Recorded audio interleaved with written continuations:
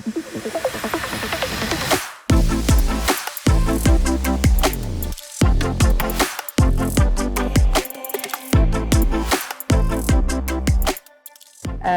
are going to introduce a digital tool that we are developing. We're on the second prototype, and it's around disability-driven employment equity. And it is looking at how do we move organizations to look at moving from compliance to really developing disability inclusion through collaborative practices. And there's been a lot said on collaborative practices, and it's actually going to be very exciting to see how this works. If we had it, we should have thought of actually having it ready to just deploy to all of you to quickly fill it in, because it takes about 15 minutes, but we don't have that. So I am Professor of Disability Studies at UCT. I'm retiring in 3 years' time, and I'm very happy that I've got so many alumni who are doing the work in different spaces that I know is not going to die. So one of them is Karina, who did her research where we've taken data from that. The other is Karen. Another colleague in the OT department is Adele Abraham. I'm probably forgetting others who have contributed research. But there's been research that we've done as Inclusive Practices Africa and the Division of Disability Studies and the Occupational Therapy Division, probably over the 30 years I've been at UCT, and a rural practice before that at Transvaal Hospital. So those are the people who really started me on moving from therapy into development and seeing inclusion. So I want to honor them. Garth is the digital architect and brain behind developing the tool and how we're going to scale it across sectors. So we're not just looking at corporate sectors, we'll show you the other sectors we're looking at. And Hanlie has come on board with her expertise around inclusive recruitment. And Kanti Zolani is our young disabled IT entrepreneur who's been trained up by Garth. He's not here today. So over to Garth. Hi everyone, Garth Pienaar. So I came in just now, so I kind of subbed in late, so I didn't get a chance to meet any of you guys. So my background is in tech and marketing, and as Theresa said, I'm helping to develop the tool. I think she's giving me a bit too much credit though. I'm just translating everything she's done, research. So we met about 2 years ago. I took it from what they were saying, from pen and paper, into very, very simple Google Docs, Excel sheets, and then we made a proof of concept. And the tool is called Pivot, so basically, as we're going through, the slides aren't up, doesn't matter. So why Pivot? Why Pivot? So everyone in this room would know that the employment equity metrics are now 3% disability focused. Don't need to repeat that. But organizations don't know where to start at all.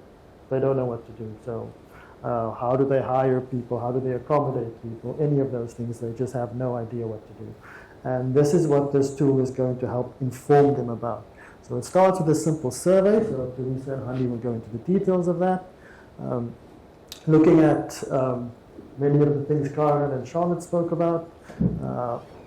What's the level of education? What is the culture, all of those things to accommodate disabled people, and then how do we take it from there? So it's a starting point to look at from there.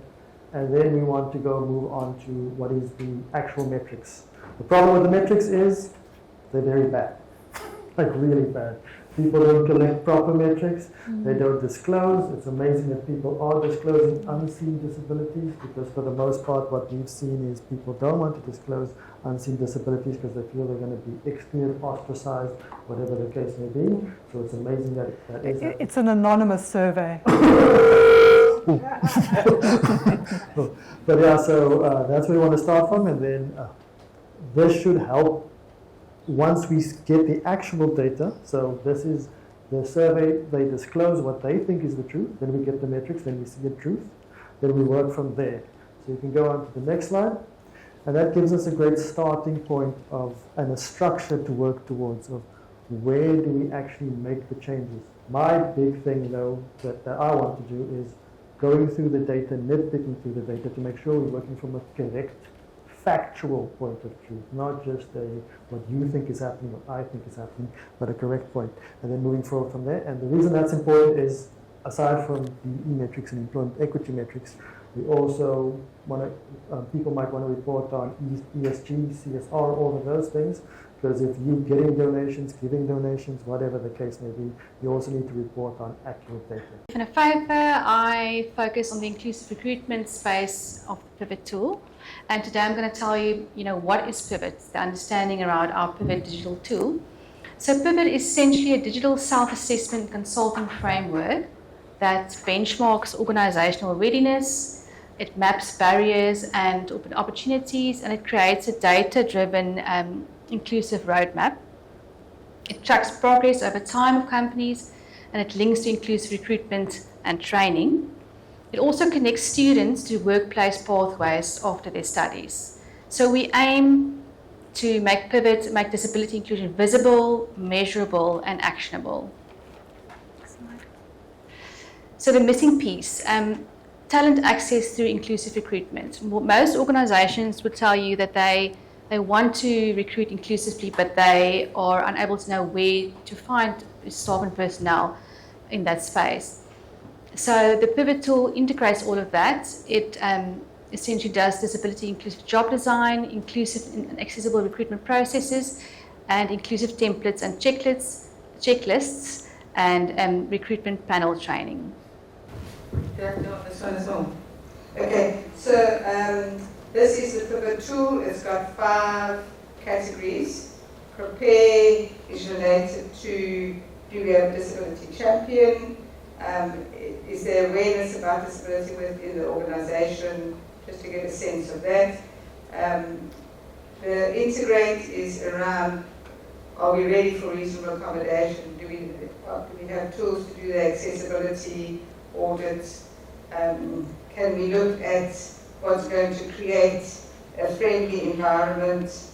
Also under prepare is around the policy alignment. And we are looking at trying to target leadership. So even if you've got people in departments or divisions within the organisation, they will also speak to the leadership and rate the leadership on it.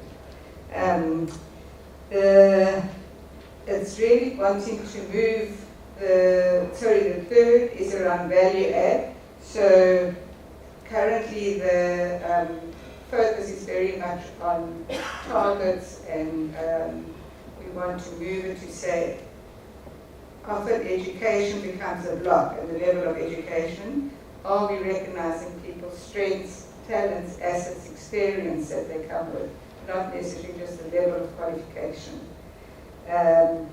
The other is that we optimize is people often come into an organization, I'm talking about persons with disability, and then they get stuck at a certain level, and they're not supported in terms of their career development opportunities. They're not recognized for the social capital they bring in, so they can be doing brilliantly in their jobs and be productive, but are they being socially included? So that's the aspect, and optimize and then transfer. I said to somebody at the tea break, I'm really tired of people talking about barriers. We know all the barriers. What are we doing about removing the barriers? And I think to get people not to be so scared of this change or resistant, or the finance people think they're going to have to put a lot of money into it. We want to look at companies making, or organizations making their lessons visible, making mistakes visible, and how they have resolved it. So a bit that iterative and interactive process is going to be process-driven. It gives a measure. Sorry, and let me just say the other thing, is that it's looking at how impact behavioral and systems change.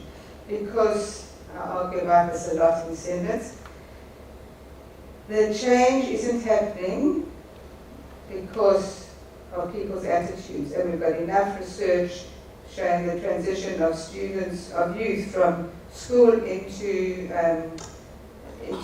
universities that show that lecturers aren't prepared for that, and that just creates a whole other barrier for people. and there aren't actually enough disabled academics employed at the institutions, so they're not represented. So there's a lot of focus on are we addressing race and gender, but nobody thinks about are we addressing disability so that disabled students see themselves represented in people. And from the discussions today, the difference in terms of people sharing their own experiences. So in each of those 5 categories, we've got 3 variables. This is Hanlie's brainwave. We look at people, culture, and space. As you fill it in, because it's digital, you immediately get a nice spider diagram, a kind of wheel that will show, are you doing well? Is the participation of disabled people in your organization high, average, so, or very low, or 0? And then we take you through a process to say, what actions will you take to change that? If you need outside people to come in and do universal access and design, or the ergonomics, or I actually realized when Anne-Marie was speaking today, our tool probably isn't very sensitive to neurodiversity and the sensory aspects of accessibility and the design of the spaces and that. So we'll have to go back and look at that. So we keep on learning, like Armand says.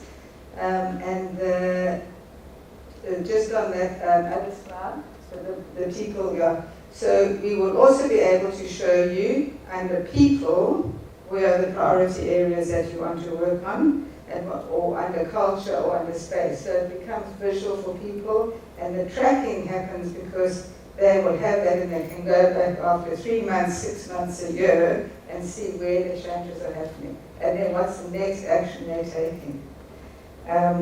It also helps the leadership in terms of budgeting for what needs to happen, and at least start with something where people feel they can do it and not feel overwhelmed by stuff. Okay, so the next slide is what makes a difference. It really has been co-created by academics, disability specialists who are persons with disability themselves, and then the technologists coming on board. The collaboration between trying to get the research that we've done out into accessible formats that we can start using it and people begin understanding disability differently. We've been amazed that we've done 2 sessions so far of UCT, because we decided let's build it and try it out on UCT first, because we're not meeting our disability employment equity. It's not noticed, I can give that publicly because the Department of Labour knows that. We have to report in every 5 years. So before we commercialize outside to corporates, NGOs, other government departments, including the CETAs, how is UCT themselves doing? And in the discussions with the 2 groups that we've had, just asking them what's your personal and professional experience around disability, people who have worked together haven't known that someone who's their colleague next door actually has a disability and this is what they've been experiencing, or someone in their family has it. So I think that's the way that we start to destigmatize them, is just have it. And we almost have to take a break in the workshop and let people think, because it's emotional for people. And they're not used to talking about that, especially in the academic environments. We're supposed to be the thought leaders, so we will hopefully change that. The other is that we'll scale support through cross-sector partnerships, and the fact that it provides digital as well as human support. It is taking the disability inclusion studies that we've been for 21 years at UCT, looking at real workforce needs and implementing that, and hopefully we get really systemic change happening that is sustained. My belief is sustainability doesn't come from money, although we'll take any World Bank money that we can get, thank you very much. It comes from the relationships that we build with people and between higher education institutions changing their curricula so that we get people in who can be trained, disabled youth in who can be trained and move out into employment. And we also get people understanding, and that's how we sustain it, through the relationships that we build with each other. The NGOs often carry the bulk of the work at community level in supporting people. So can our research and this digital tool help them? And the seaters in South Africa need to start spending their money better to get people into employment and transitioning through employment. So hopefully we'll get money from them. Thank you.